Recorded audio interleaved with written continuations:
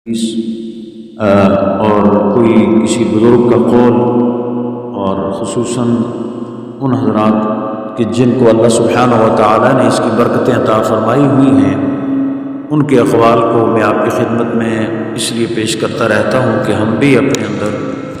درود پاک پڑھنے کا ذوق و شوق پیدا کریں اور اس کے آداب کے مطابق کریں، تاکہ ہمیں اس کے فوائد اور اس کے ثمرات حاصل ہوں۔ اس سلسلے میں بزرگان دین نے، بلکہ حدیث کی کتابوں میں ایک روایت ہے، او کما قال علیہ الصلوۃ والسلام، جس کا مفہوم ہے کہ جو بندہ روزانہ 1000 مرتبہ درود شریف پڑھنا اپنا معمول بنا لے گا،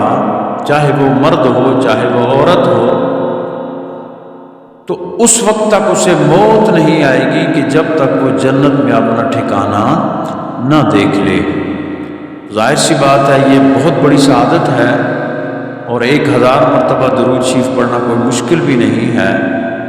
جو مختصر درود شریف ہے، جس میں درود بھی ہو اور سلام بھی ہو، وہ پڑھ لیا جائے تو بھی وہ اس کو جو ثمرات ہیں اس کے حاصل ہونے کا ایک اللہ سبحانہ و تعالیٰ ضرور اعزاز بخشے گا، کیونکہ وہ اپنے محبوب صلی اللہ تعالیٰ علیہ وسلم کے لیے، حضور کے نظام کے لیے، آپ کے مشن کے لیے، آپ کی محبت کے لیے کام کرنے والوں کو کبھی مایوس نہیں لوٹاتا، اور انہیں اللہ سبحانہ و تعالیٰ دارین میں ہمیشہ سعادتوں سے نوازتا ہے۔ آج یہ ماہ رجب شریف کا تیسرا جمعۃ المبارک ہے، اور 18 تاریخ ہے رجب المرجب کی۔ اس سلسلے میں ہم اس مہینے میں جو سب سے بڑا، میں نے جس طرح پہلے جمعۃ المبارک میں گزارش کی تھی کہ کچھ خاص نسبتیں ہیں ماہ رجب المرجب کو، اور اس میں جو سب سے بڑی نسبت ہے وہ ہمارے آقا مولا صلی اللہ تعالیٰ علیہ وسلم کو اللہ سبحانہ و تعالیٰ نے جو ایک عظیم ترین سعادت عطا فرمائی، اور آپ کو ایک عظیم ترین معجزہ عطا فرمایا معراج شریف کا، وہ ماہ رجب المرجب میں ہوا ہے۔ اور زیادہ اقوال 27 رجب کے حوالے سے ہیں کہ اللہ سبحانہ و تعالیٰ نے اپنے محبوب کریم صلی اللہ تعالیٰ علیہ وسلم کو اعلان نبوت کے 11ویں سال، جب آپ نے نبوت کا اعلان فرمایا تو آپ کی عمر مبارک 40 سال تھی، اور اس کے 11 سال یعنی 51 سال عمر مبارک تھی، تو اللہ سبحانہ و تعالیٰ نے ہمارے آقا مولا صلی اللہ تعالیٰ علیہ وسلم کو ایک خاص اعزاز عطا فرمایا کہ جو آپ سے پہلے کسی نبی کو بھی عطا نہیں ہوا تھا، اور ظاہر ہے کہ آپ اللہ کے آخری نبی ہیں، آپ کے بعد نبوت کا سلسلہ ختم ہو چکا ہے، اب تا قیامت کوئی اور نبی نہیں آ سکتا۔ تو اللہ سبحانہ و تعالیٰ نے اپنے محبوب کو یہ خاص معجزہ عطا فرمایا کہ جس کے تحت اللہ نے اپنے محبوب کو اپنے بارگاہ خاص میں بلایا، آپ کو زمینوں، آسمانوں، جنت، دوزخ اور پورے اللہ سبحانہ و تعالیٰ کا جو نظام ہے اس کی سیر کروائی گئی، اور پھر سب سے بڑھ کے جو آپ کو سعادت نصیب ہوئی وہ اللہ سبحانہ و تعالیٰ کے دیدار کی سعادت تھی، جسے آپ نے اپنے سر کی آنکھوں سے دیکھا اور عین عالم بیداری میں دیکھا۔ یہ سعادت قبل ازیں کسی کو بھی نہ ملی تھی۔ تو ظاہر سی بات ہے، اکثر میں ایک بات کہا کرتا ہوں کہ جشن عید میلاد النبی صلی اللہ تعالیٰ علیہ وسلم تو کائنات کے لیے عید ہے، دوسرے لوگوں کے لیے عید ہے، کائنات میں جو بھی بستا ہے، انسان، حیوان، چرند پرند، سب کے لیے آقا کریم صلی اللہ تعالیٰ علیہ وسلم کی اس دنیا میں تشریف آوری کا دن خوشی کا دن ہے، اور اہل محبت اس کو جشن عید میلاد النبی صلی اللہ تعالیٰ علیہ وسلم کے دن کے نام سے موسوم کرتے ہیں، کیونکہ ہمارے آقا تشریف لائے تو اللہ نے اس کائنات پہ خاص کرم فرمایا، چونکہ آپ ساری کائنات کے لیے رحمت ہیں، اس لیے آپ کی تشریف آوری سے ساری کائنات کو خوشی، فرحت اور سرور حاصل ہوا۔ بایمانہ آپ کی آمد مبارک کے دن کو جشن عید میلاد النبی صلی اللہ تعالیٰ علیہ وسلم کے طور پہ یاد کیا جاتا ہے۔ اور یہ جو معراج شریف کا واقعہ ہے، اس کو میں اپنے ذوق اور وجدان کے مطابق یہ کہا کرتا ہوں کہ یہ ہمارے آقا مولا صلی اللہ تعالیٰ علیہ وسلم کی عید کا دن ہے۔ کیوں کہ اس دن اللہ سبحانہ و تعالیٰ نے آپ کو یہ عظیم سعادت عطا فرمائی کہ جو چیز دنیا میں کسی بھی مخلوق کے لیے ممکن ہی نہیں، دنیا میں مخلوق میں سے کسی کے لیے بھی یہ ممکن نہیں کہ وہ اللہ سبحانہ و تعالیٰ کا بچشم سر یعنی اپنے سر کی آنکھوں سے دیدار کرے، اور عین بیداری کے عالم میں، ہاں خواب کے عالم میں بعض حضرات کو جو اللہ کے نیک بندے ہیں ان کو اللہ سبحانہ و تعالیٰ کا دیدار اس کی شان کے مطابق ہوا ہے، اللہ نے اپنی شان کے مطابق دیدار کروایا ہے۔ بہت سے بزرگان دین اس میں شامل ہیں، ان کو عالم رؤیا میں یعنی خواب کی حالت میں دیدار خداوندی ضرور نصیب ہوا ہے، لیکن بیداری کے عالم میں کائنات میں فقط ہمارے آقا مولا صلی اللہ تعالیٰ علیہ وسلم کی ذات والا صفات ہے کہ جن کو یہ سعادت میسر ہوئی۔ اور سیدنا موسیٰ علیہ السلام کا تو قرآن کریم میں بھی اللہ سبحانہ و تعالیٰ نے بیان فرمایا ہے نا کہ انہوں نے اللہ کی بارگاہ میں عرض کی، یا اللہ تو مجھے دیدار کرا، رب ارنی انظر الیک، مولا میں یہ چاہتا ہوں کہ تو مجھے اپنا دیدار کرا۔ اللہ نے فرمایا قال لن ترانی، موسیٰ تو میرا دیدار نہیں کر سکتا، یعنی تیرے اندر وہ اتنی قوت برداشت ہی نہیں ہے کہ تو میرے انوار تجلیات کو سہ سکے۔ تو بہرحال ہمارے آقا مولا صلی اللہ تعالیٰ علیہ وسلم کی یہ سعادت کہ موسیٰ علیہ السلام نے، ان کا بھی بہت بڑا مقام ہے، اور مسلم قوم، مسلم ملت کا یہ بڑا اعزاز ہے کہ وہ اللہ کے سارے نبیوں کا احترام کرتی ہے، ان کا اعزاز و اکرام کرتی ہے اور ان کا ادب کرتی ہے۔ کسی ایک نبی کی بھی ادبی بھی دائرہ ایمان سے انسان کو خارج کر دیتی ہے، لیکن موسیٰ علیہ السلام باوجود ہے کہ وہ اللہ کے بڑے پیارے نبی تھے، اولو العزم پیغمبروں میں سے تھے، لیکن اللہ نے آپ کو اپنا دیدار نہیں کروایا، اور اللہ سبحانہ و تعالیٰ نے فرمایا کہ موسیٰ یہ دیدار کی دولت میں نے فقط اپنے حبیب صلی اللہ تعالیٰ علیہ وسلم کے لیے رکھی ہوئی ہے۔ تو اس میں تو بہت زیادہ تفصیل ہے، لیکن جو میں عرض کرنا چاہتا ہوں وہ یہ ہے کہ یہ دن ہمارے ذوق اور وجدان کے مطابق تاجدار کائنات صلی اللہ تعالیٰ علیہ وسلم کی عید کا دن ہے، اس لیے مسلمان ملت کو اور خصوصاً شمع رسالت کے پروانوں کو اس دن کو بڑے بھرپور طریقے سے منانا چاہیے، اور بایمانہ کہ محبت کے ساتھ اپنے آقا مولا صلی اللہ علیہ وسلم کا ذکر کیا جائے، آپ پہ درود و سلام پڑھا جائے۔ ہو سکے تو بہت سے بزرگان دین کا معمول تھا کہ وہ رجب کے مہینے میں کثرت کے ساتھ روزہ رکھا کرتے تھے، اور اگر یہ نہ ہو سکے تو کم از کم 27 رجب کا روزہ تو رکھ لیا جائے، تو یہ بہت بڑی سعادت ہوتی ہے۔ بس مسلمان کی خوشی یہ ہوتی ہے۔ تو اس لیے آج ہم اس بارے میں کچھ تھوڑی سی بات کریں گے کہ یہ کتنا محیر العقول جو واقعہ ہے کہ قرآن کریم میں جو بیان ہوا ہے اس کے مطابق اللہ سبحانہ و تعالیٰ نے فرمایا کہ لیلا من اللیلہ، یعنی رات کے تھوڑے سے حصے میں، بہت کم حصے میں، اور یہاں تک بیان کیا گیا ہے کہ آقا کریم صلی اللہ تعالیٰ علیہ وسلم نے جس پانی سے وضو فرمایا تھا، جب آپ واپس تشریف لائے تو وہ پانی ابھی چل رہا تھا، اور دروازہ جو آپ کا مبارک تھا اس کی کنڈی بھی، اس کا جو پہلے دور میں ایک کنڈی لگانے کا ایک زنجیر ہوتی تھی وہ بھی ہل رہی تھی، اور آپ کا بستر مبارک بھی گرم تھا۔ لیکن چونکہ یہ ایک معجزہ ہے، اور معجزہ کہتے ہی اس کو ہے کہ جو انسانی عقل کو عاجز کر دے، جس کو انسان سمجھنے سے قاصر رہے، یعنی وہ چیز کہ جس کو جو انسان کی عقل میں نہ سما سکے، انسان بظاہراً اس کو قبول کرنے سے تردد میں رہے اور اس کی عقل ہی نہ مانے کہ بھئی یہ کیسے ہو سکتا ہے، وہ اگر نبی سے صادر ہو تو اسے معجزہ کہتے ہیں، اور اگر وہ ولی سے صادر ہو، جو اللہ کا ولی ہوتا ہے،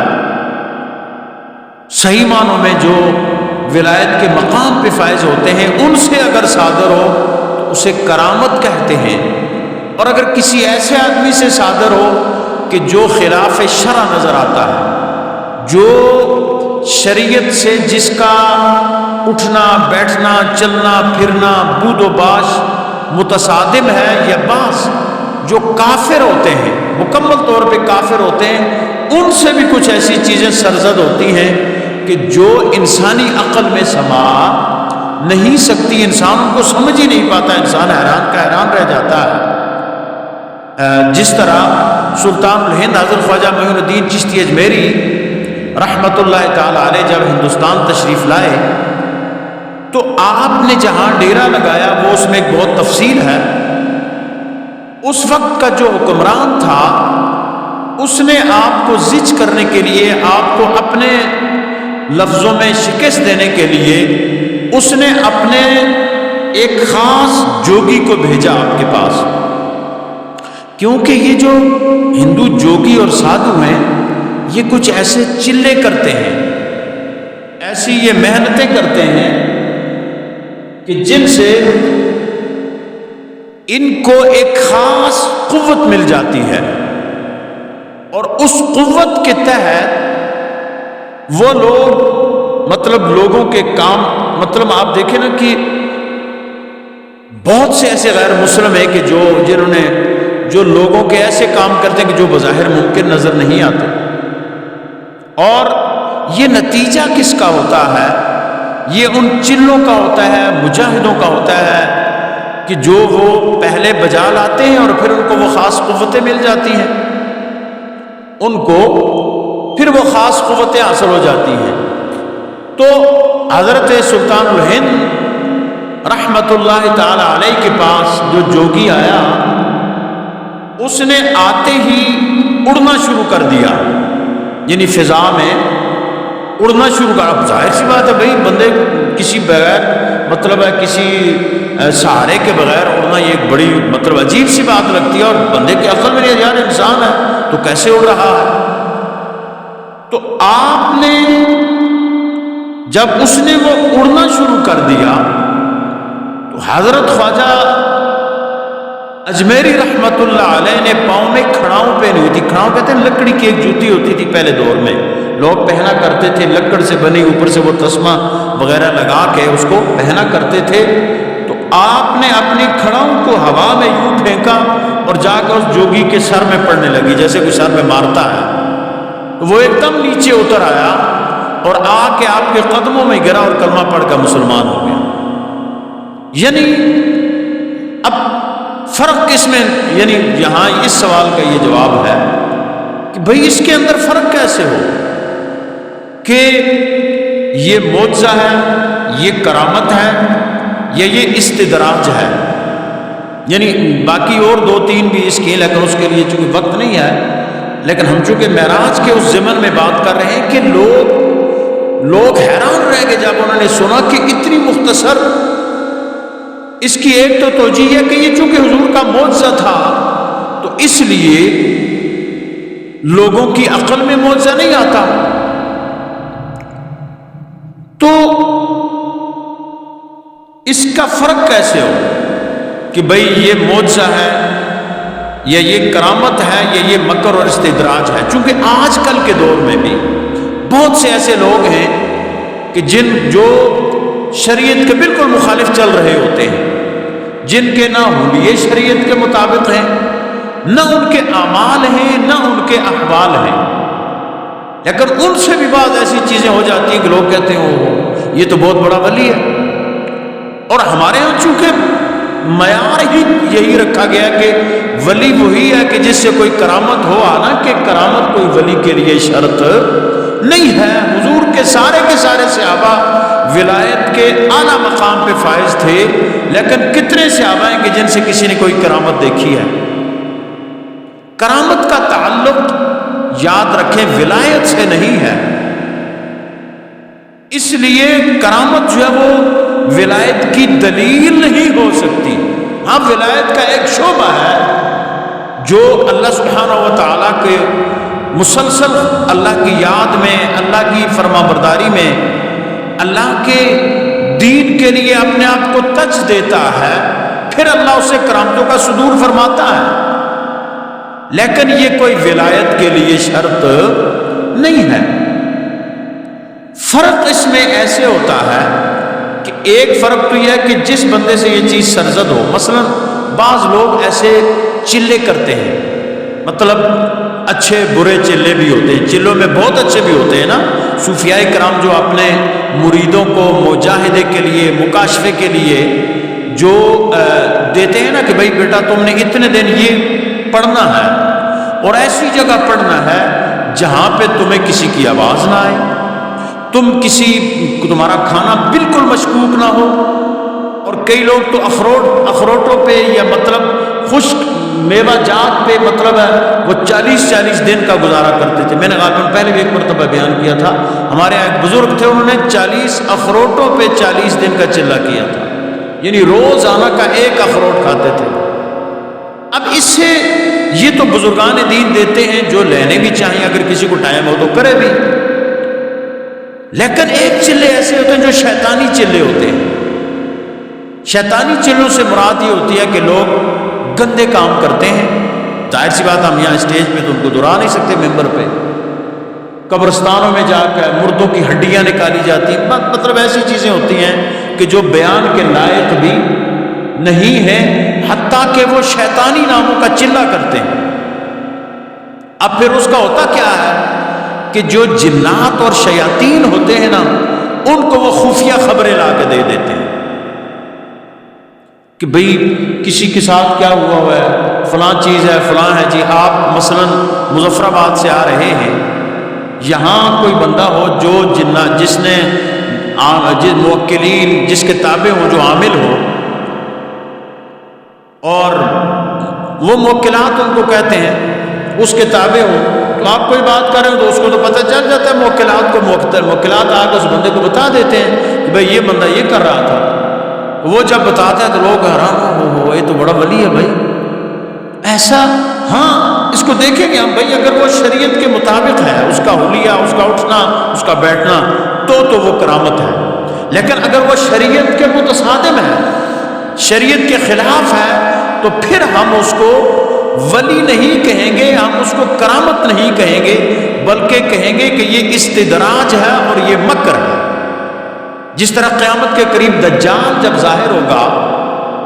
علامتیں تو اس کی ویسے آ چکے نا. یہ ہمارا جو دجالی نظام ہے، کتنے لوگ ایسے لوگوں کے ساتھ ہیں کہ جو سراسر شریعت کے خلاف چل رہے ہیں، جو سراسر شریعت کے ٹوٹل مخالف جا رہے ہیں، لیکن لوگ ان کے ساتھ چلتے ہیں، ان کو اپنا قائد مانتے ہیں، ان کو اپنا لیڈر مانتے ہیں، ان کو اپنا راہبر مانتے ہیں، سب کچھ مانتے ہیں، چل رہا ہے. اور کچھ لوگ ایسے ہیں کہ جو اب بھی سائیڈ پہ ہو کے بیٹھے ہیں، اس دجالی نظام کے ساتھ نہیں ہے. یہ دجال کے آنے کی یہی علامتیں ہیں بھائی. تو جب دجال آئے گا نا، اس سے ایسی چیزیں ظاہر ہوں گی. وہ ہوگا کافر، اس کے ماتھے پہ لکھا ہوا ہوگا کہ یہ کافر ہے، لیکن وہ بے ایمان کو نظر نہیں آئے گا، مومن کو نظر آئے گا کہ اس کے ماتھے پہ کافر لکھا ہوا ہوگا. اب جو لوگ اس کے پیچھے چلیں گے، وہ ان کو اپنی طرف سے، مثلا وہ زمین کو کہے گا کہ بھئی سبزہ ہوگا، تو زمین ایک دم سبزہ اگانا شروع کر دے گی. آسمان کو کہے گا بارش برسا، بارش برسنی شروع ہو جائے گی. جو اس کو ماننے والا نہیں ہوگا اس کے ایک طرف آگ ہوگی بائیں طرف اور دائیں، ایک طرف آگ ہوگی اور ایک طرف باغ ہوگا. جو اس کو نہیں مانے گا اس کو وہ اپنے طور پہ آگ میں ڈال دے گا، لیکن وہ آگ اس کو نقصان نہیں پہنچائے گی. اور جو ماننے والا ہوگا اس کو اپنی طرف سے باغ میں کہے گا یہ اس کو میں نے جنت میں بھیج دیا. حالانکہ وہاں جب وہ جائے گا تو اس کو وہ جہنم کے عذاب سے وہ ہوگا. تو یعنی ٹوٹل الٹ ہوگا، لیکن نظر آتا ہوگا، لوگ دیکھ رہے ہوں گے، اس لیے لوگ اس کے پیچھے پیچھے چلتے رہیں گے. تو اب یہ اس دجال کی کرامت نہیں ہوگی، اس کا یہ استدراج ہوگا. اسی طرح اگر کسی ایسے آدمی سے ایسے امور سرزد ہوں کہ جو عقل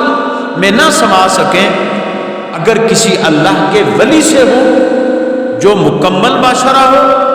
جس کا ظاہر بھی شریعت کے مطابق ہو، باطن بھی شریعت کے مطابق ہو، جس کی خلوتیں بھی شریعت کے مطابق ہوں اور جس کی جلوتیں بھی شریعت کے مطابق ہوں،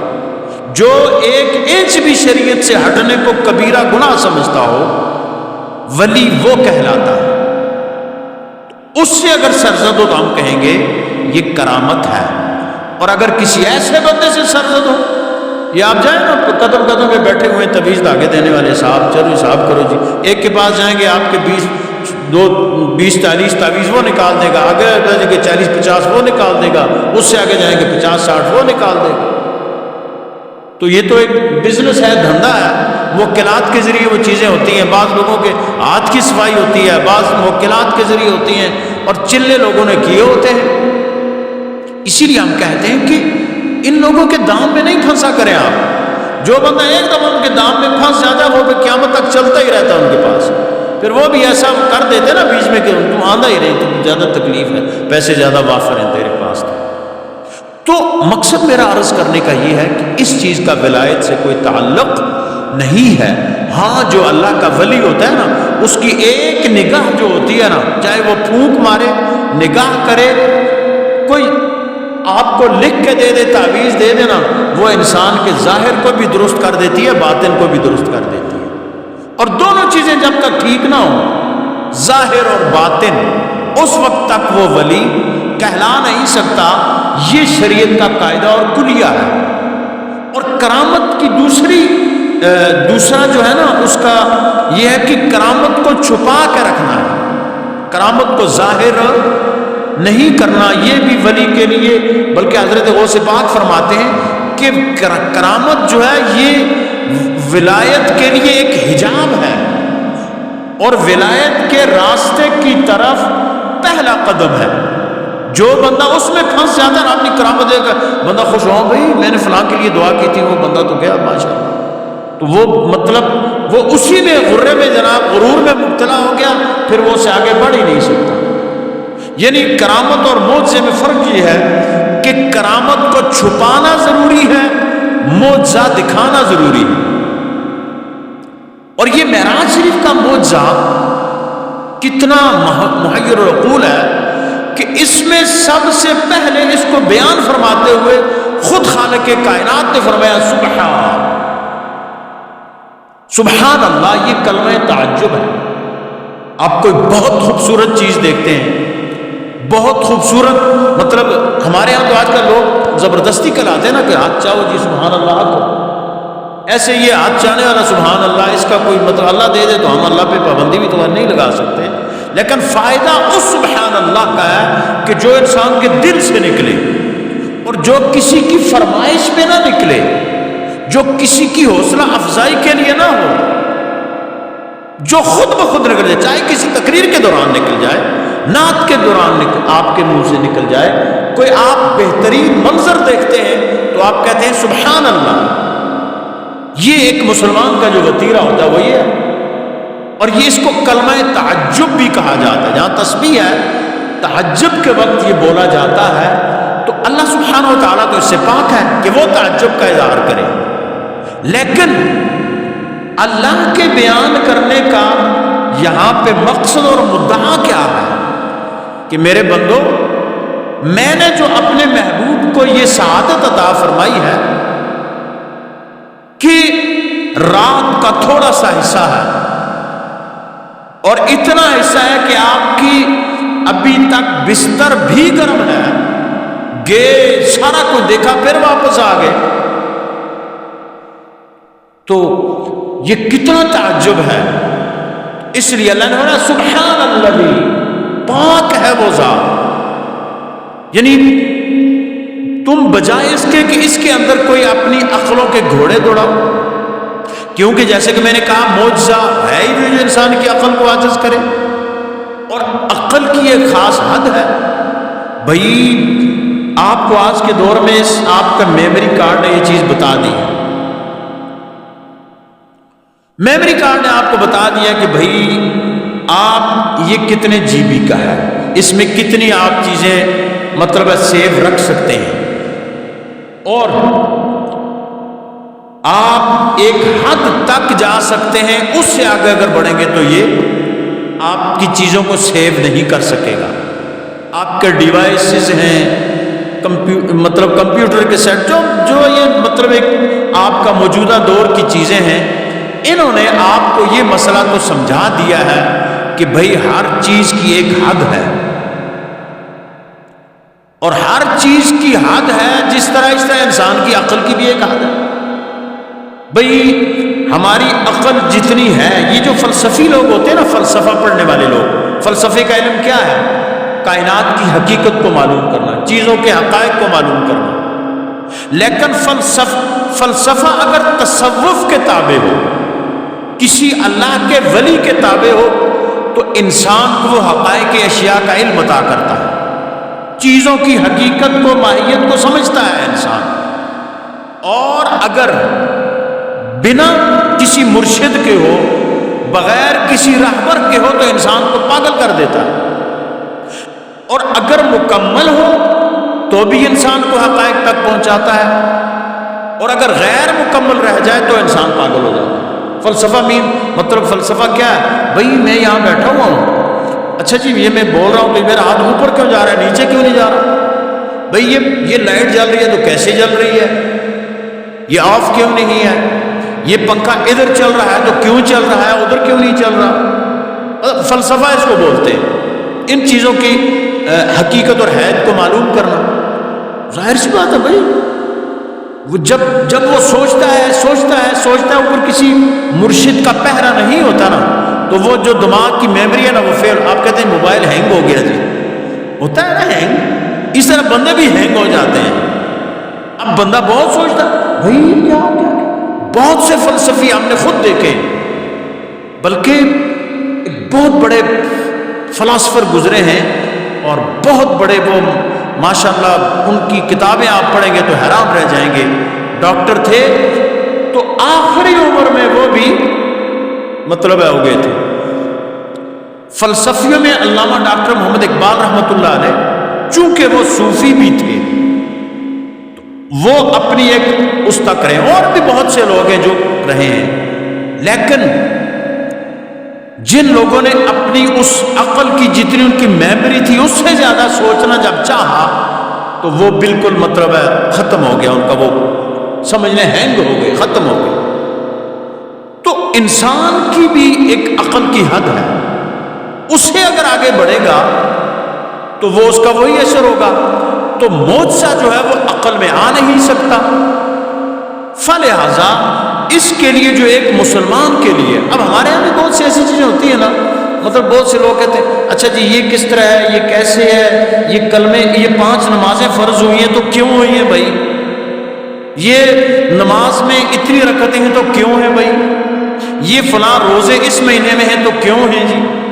یہ اب ہمارے ہاں بھی چونکہ مطلب مکس اپ ہو گیا ساری چیزیں، پھر یہ جو آپ کا مطلب میڈیا ہے، یہ خاص کر کیا بولتے ہیں اس کو، سوشل میڈیا، اس نے تو ہر بندے کو ہی مفتی بنا دیا۔ مفتی ظہیر صاحب کی تو ضرورت نہیں ہے، لوگوں کہتے ہیں نہ جی نہ، اب سارے مفتی ہیں جی۔ اب ہر بندہ، یقین مانے لوگ ایسے ایسے دینی مسائل پہ رائے دیتے ہیں کہ جن کی ان کو ابجد کا خود بھی پتہ نہیں ہوتا۔ حالانکہ لیکن آپ بیمار ہوتے ہیں نا، آپ اسپیشلسٹ کے پاس جاتے ہیں، ڈاکٹر کے پاس، آپ کو کہتا ہے یار یہ ڈسپینسر بھائی ہمارے بیٹھے ہوئے ہیں، جا کر ان سے تو کہہ دو نا جی نا ڈسپینسری کو نہیں جلنا، میں ڈاکٹر کو جلنا ہے.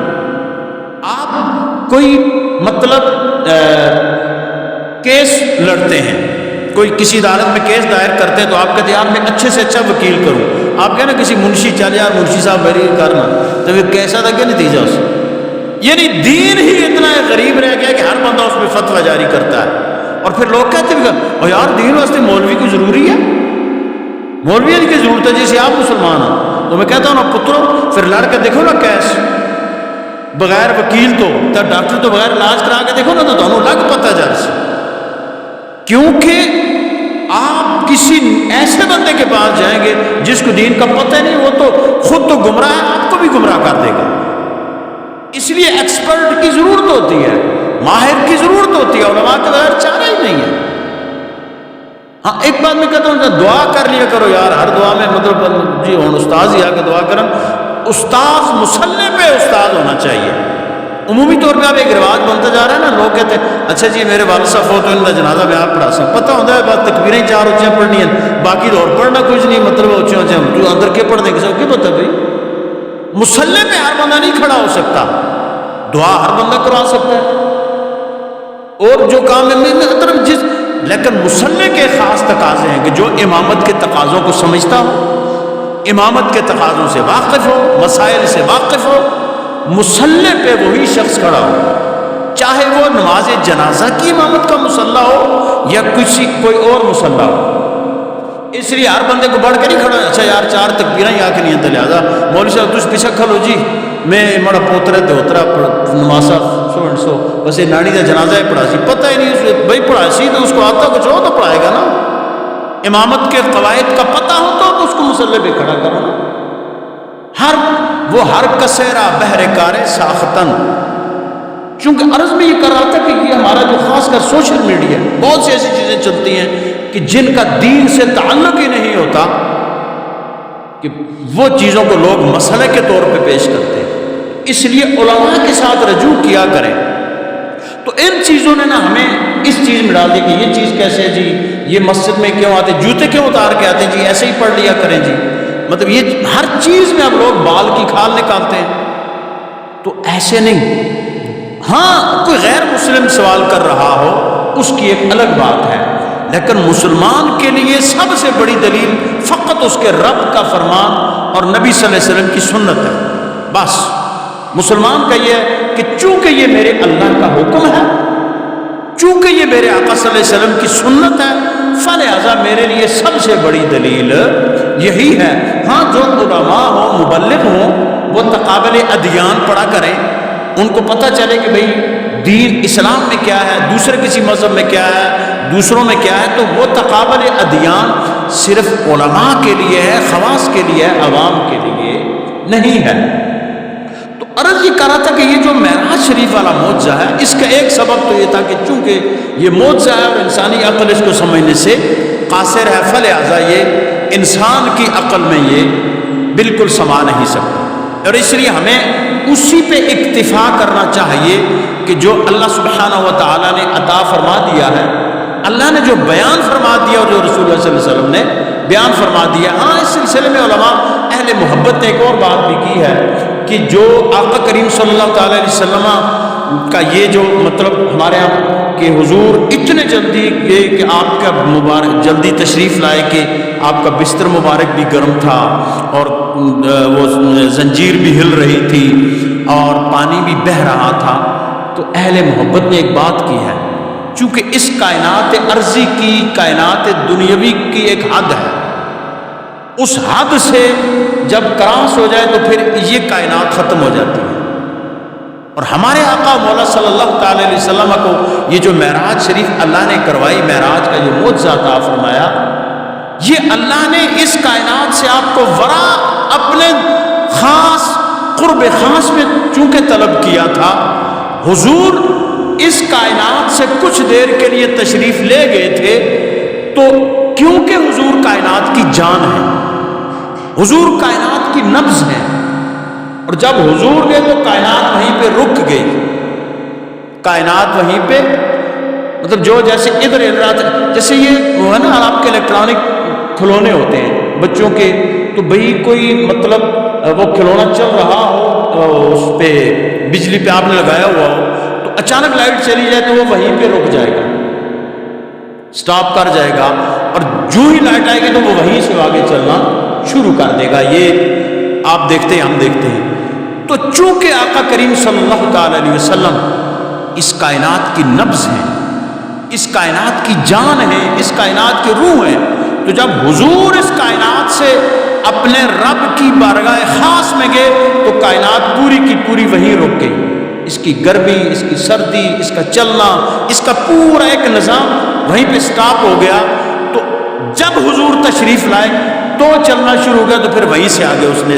مطلب شروعات کر دی۔ اس لیے یہ اہل محبت اور اہل ذوق نے یہ بات کہی۔ اور پھر چونکہ ہمارے آقا صلی اللہ تعالی علیہ وسلم حضور کی جو حقیقت ہے،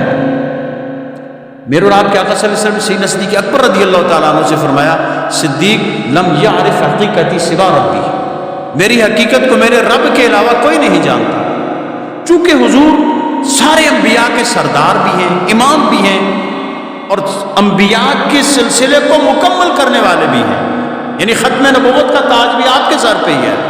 اس لیے اللہ سبحانہ و تعالیٰ نے آپ کو کوئی خاص شانیں دے کے بھیجا ہے۔ اور علماء نے اس معراج شریف کے جو مطلب اس سے جو اخذ کیا ہے وہ یہ کیا کہ چونکہ معراج کے 3 حصے تھے، ایک تھا مسجد حرام سے مسجد اقصی تک، جیسے میں نے وہ آیت جو میں نے پڑھی ہوئی ہے، پہلا حصہ۔ دوسرا تھا مسجد اقصی سے سدرۃ المنتہا تک، سدرۃ المنتہا 7 آسمانوں سے بہت اوپر وہ درخت ہے، بیری کا ایک درخت ہے جو اللہ کے حکم سے اگا ہوا ہے، وہاں سید الملائکہ حضرت جبریل امین علیہ السلام کا ٹھکانہ ہے۔ اس کے آگے مخلوق میں سے کسی کو نہیں الاؤڈ کہ مخلوق کوئی اس سے آگے جائے، بس وہ مخلوق چاہے نوری مخلوق کا وہ مقامات ہے، ظاہر سی بات ہے، تو اس سے آگے کوئی بھی نوری مخلوق نہیں جا سکتی۔ یہ پہلا جو حصہ تھا حضور کے معراج کا، مسجد حرام سے مسجد اقصی تک، یہ حضور کی شان بشریت کا معراج تھا۔ دوسرا جو مسجد اقصی سے سدرۃ المنتہا کا تھا، یہ حضور کی شان نورانیت کا معراج تھا۔ مطلب ہمارے ہاں تھوڑا سا یہ ہوتا ہے نا کہ نور بشر کے جھگڑوں میں لوگ پڑھتے ہیں، ہم کہتے ہیں حضور بشریوں کے بھی سردار ہیں، حضور نوریوں کے بھی سردار ہیں، کیونکہ جب حضور اس نوریوں کے آخری مقام پہ پہنچے سدرۃ المنتہا تک، حضور نے فرمایا جبریل آگے بڑھو نا، تو جبریل نے عرض کی یا رسول اللہ اگر یکسر منہ برتر پرم فروغ تجلا بسوزت پرم، یا رسول اللہ میں یہاں سے آگے ایک بال کے برابر بھی چلا گیا تو اللہ کے انوار و تجلیات سے میرے یہ سارے پر جل جائیں گے۔ حضور نے فرمایا جبریل تمہاری یہ انتہا ہے اور یہاں سے مقام حقیقت محمدی کی ابتدا ہے۔ حضور وہاں سے پھر جب آگے گئے نا، پھر نہ جبریل امین ساتھ تھے نہ کوئی اور ساتھ تھا، آواز آ رہی تھی ادنو منی، قریب آؤ قریب آؤ اور قریب آؤ اور قریب آؤ۔ تو وہاں سے آگے سدرۃ المنتہا سے لے کے مقام دنا، اللہ نے فرمایا ثم دنا فتدلی فکان قاب قوسین و ادنی، کہ پھر میں نے اپنے محبوب کو اتنا قرب عطا کیا کہ دو کوسوں کا فاصلہ درمیان ہے۔ کتنا ہوتا ہے؟ 2 کمانوں کا فاصلہ درمیان، یعنی اللہ نے اپنے محبوب کو وہ قرب عطا کیا۔ یہ ہے حقیقت محمدی،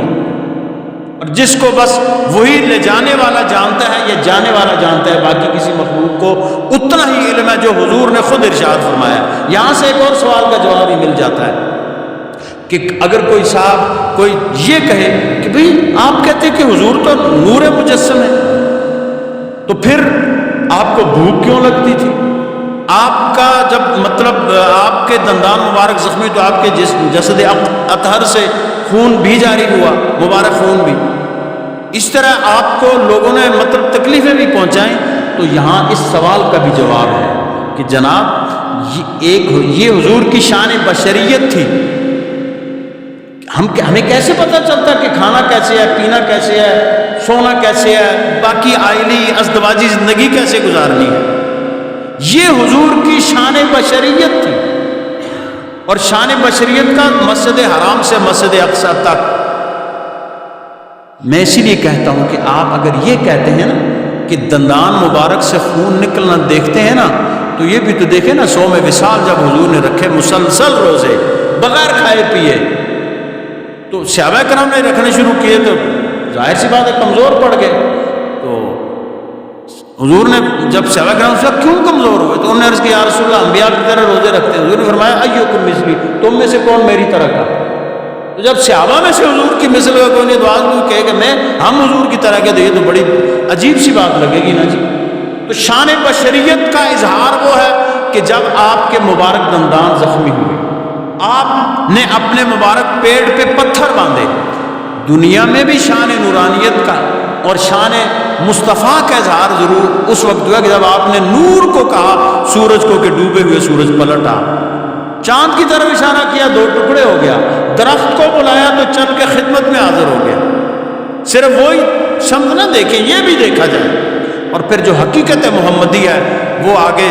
اللہ جانتا ہے یا اس کا رسول جانتا ہے. ہم نے آج کی اس مختصر نشست میں یہ معراج شریف کے کچھ معجزہ ہونے کے حوالے سے میں نے یہ گفتگو اس لیے کی کہ چونکہ ہم زیادہ تر واقعات پہ ہی ہمارے ہاں زور دیا جاتا ہے، پھر اس کا جو مطلب اس کا پس منظر دیکھنا چاہیے، اس کا سبق دیکھنا چاہیے. اور زندگی نے وفا کی تو اگلے جو میں مشاہدات کہ معراج میں آپ نے کیا دیکھا اور ہمارے لیے کیا سبق ہے، یہ میں آپ کی خدمت میں عرض کروں گا. آج کی اس مختصر نشست میں صرف میں نے آپ کی خدمت میں یہ پیش کرنے کی کوشش کی ہے کہ یہ معراج ہمارے آقا صلی اللہ علیہ وسلم کا وہ عظیم ترین معجزہ ہے کہ جو کائنات میں نہ پہلے کسی کو ملا ہے نہ آپ سے بعد کسی کو عطا ہوگا. اس لیے جشن معراج النبی کو ہم اپنے ذوق کے مطابق، چونکہ اس میں اللہ نے آپ کو اپنے شان کے مطابق اپنا دیدار کروایا، تو یہ حضور کی عید ہے. جشن عید میلاد النبی حضور کے امتیوں کی عید ہے، تو جشن معراج جو ہے یہ حضور کی عید ہے صلی اللہ تعالی علیہ وسلم کی. اس موقع پہ اس مہینے میں کچھ مطلب جس قدر ہو سکے روزہ رکھ لیں اور کوئی اور اچھے نیکی کے کام کر دیں. مسلمان کی عید سے یہی مراد ہوتا ہے. یہ میں نے آپ کی خدمت میں گزارش کر دی. اور آج آپ کو پتہ ہے کہ 10 فروری ہے، اور میں چونکہ کچھ جو شخصیات ایسی ہوتی ہیں ہمارے مطلب قوم کے لیے اور ملت کے لیے قربانی دینے والی ہستیاں کچھ ہوتی ہیں جن کو بھارت ہمیں یاد کرنا چاہیے. تو 9 فروری جو کل گزری، کشمیر کے ایک بڑے عظیم مجاہد جنہوں نے کشمیر کاس کے لیے جان دی، محمد افضل گرو، جن کو ہندوستان نے اپنی وحشت کا نشانہ بنایا، ان کو پھانسی دی گئی، وہ شہید ہوئے. ہم ان کو بھی سلام پیش کرتے ہیں. اور اسی طرح کل آنے والی 11 فروری کو کشمیر کے ایک عظیم شہید، ہم لوگ میرا پتہ ہے کہ میں کس جماعت کا ہوں لوگوں کو، تو یہ جماعتوں وماعتوں کو میں چکر میں نہیں پڑتا، لیکن شخصیات محمد مقبول بٹ جو شہید ہوئے تھے کشمیر کے کاس کے لیے 11 فروری کو، ان کا یوم شہادت ہے. ہمارے یہاں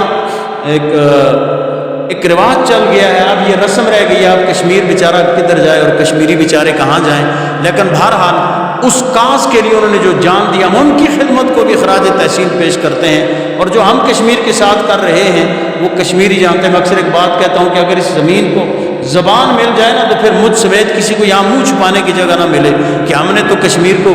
صرف ایک وہ نوالا سمجھ لیا، اور کشمیریوں کو وہ لفظ میں یوز نہیں کرنا چاہتا، نہ کرتا ہوں اسٹیج پہ، کہ آپس میں کھینچا تانی کا ذریعہ بنا دیا گیا ہے. ورنہ کشمیری بیچارے وہی پٹ رہے ہیں، ظلم ان پہ ہو رہا ہے، زیادتیاں ان پہ ہو رہی ہیں. اور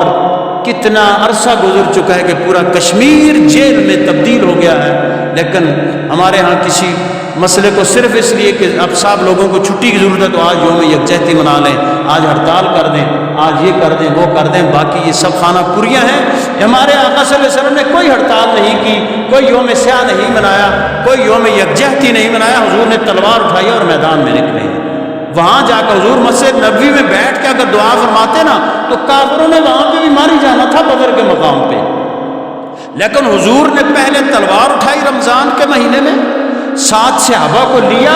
بدر کے میدان میں جا کے آپ نے دعا کی، تو تب وہ دعا قبول اللہ نے کی اور آپ کو فتح عطا فرمائی. وہ غالباً نوابزادہ نصر اللہ خان کے یہ ہے نا پورا، وہ انہوں نے ایک کلام لکھا نا، کب اشک بہانے سے کٹی ہے شب ہجراں، کب کوئی بلا محض دعاؤں سے ٹلی ہے. 2 حق و شہادت کی، 2 حق و صداقت کی شہادت سر مقتل، اٹھو کہ یہی وقت کا فرمان جلی ہے. اس وقت امت مسلمہ کے اندر وہ حقیقی جہاد کا جذبہ پیدا کرنے کی ضرورت ہے کہ جس سے کفر لرزہ بر اندام ہوتا تھا اور کسی کافر کو جرأت نہیں ہوتی تھی کہ وہ مسلمانوں کے خلاف کوئی بات کرے۔ اس وقت مسلمان پس رہے ہیں، کٹ رہے ہیں، مر رہے ہیں، کافر من مانی تشریحات کر رہے ہیں ہمارے ساری چیزوں کی، وہ ان کے لیے سب کچھ جائز ہے اور ہم کچھ نہیں کر سکتے، ہمارے ہاتھ باندھ کر وہ ہمیں مار رہا ہے اور ہم سوائے